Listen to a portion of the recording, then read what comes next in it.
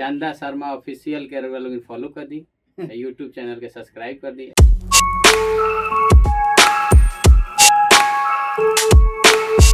Hello guys, तो आप सभी को मेरे ब्लॉग में स्वागत है और ढेर सारा प्यारा आशीर्वाद दें। अभी हम लोग आए हैं वैष्णवी रिकॉर्डिंग स्टूडियो। बहुत ही अच्छे कॉमेडियन स्टार वीआईपी विजेंद्र भैया जी यहाँ पे आए हैं, देखिए। और बहुत ही अच्छे राइटर पीके आरन भैया जी, बहुत ही अच्छे वाला पीके नहीं है, नाम है पीके ना। और बहुत सारा बोल सॉन्ग आया है आकांक्षा म्यूजिक से। बहुत जल्द आप सभी रिकॉर्डिंग हो रहा है। आज हमने के रिकॉर्डिंग करते हैं इंसान राज गुप्ता जी यहाँ, पीके जी गाना लिख ले बनी पीके। और ये देखिए बहुत ही अच्छे म्यूजिक डायरेक्टर राज गुप्ता भैया जी, बहुत ही प्यारा सॉन्ग और बहुत ही अच्छा म्यूजिक करते हैं। बहुत सारा सॉन्ग मैं गा चुकी हूँ उनके पास। सामने ही बोला जाता है, पीछे वो बोला जाता है। पीछे भी सामने नहीं, बहुत अच्छा लग रहा है। आज भैया विजेंद्र भैया आए हैं, बहुत अच्छा लग रहा है साथ में काम करके। भैया जिनको हम मोबाइल पे देखते थे, सामने आज से हम लोग भैया के वीडियो के दीवाने, हम लोग कॉमेडी के दीवाने। आज हम लोग मिले, काम साथ में किए, बहुत अच्छा लगा। सामना सामनी हो गई बा। आकांक्षा म्यूजिक के लिए गाना हुआ है, बहुत ही प्यारा प्यारा।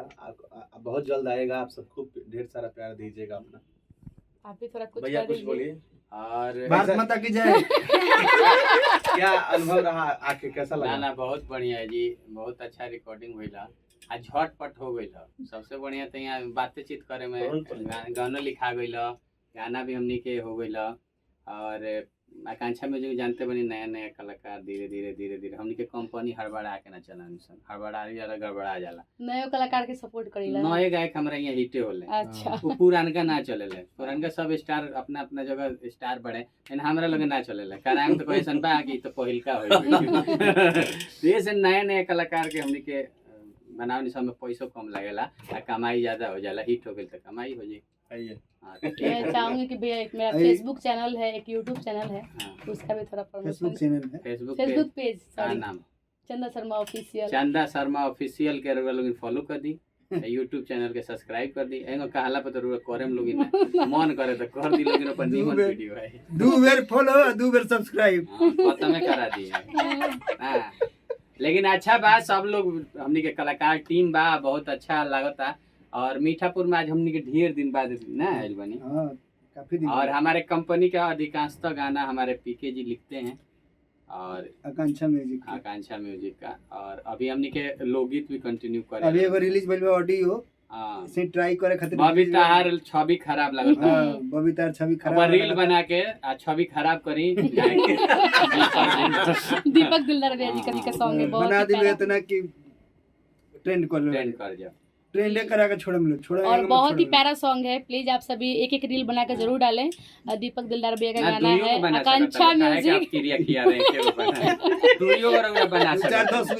लेकिन बना के कलाकार का हालत खराब कर देगा, ट्रेंड में लिया के ट्रेंड करा हालत खराब। ऐसा चला है कि फॉर्च्यूनर पर चले लगा, हमने पैदल चले लगा। और बहुत ही प्यारे सिंगर पूजा जी भी आई हैं यहाँ पे, कुछ बोलिए। बोल रहे हैं कि बहुत ही अच्छा हम लोग का अभी गाना रिकॉर्ड हुआ है और इनके चैनल को देखिए और प्यारा प्यारा सा कमेंट्स करिए कैसा लगा ये वीडियो। और क्या बोले, बहुत अच्छा, बहुत ही अच्छा लगा, बहुत ही अच्छा गाती हैं। और बहुत जल्द ही बोलबम का सॉन्ग आने वाला है आकांक्षा म्यूजिक से, तो प्लीज़ आप सभी सुने और ढेर सारा प्यारा आशीर्वाद दे।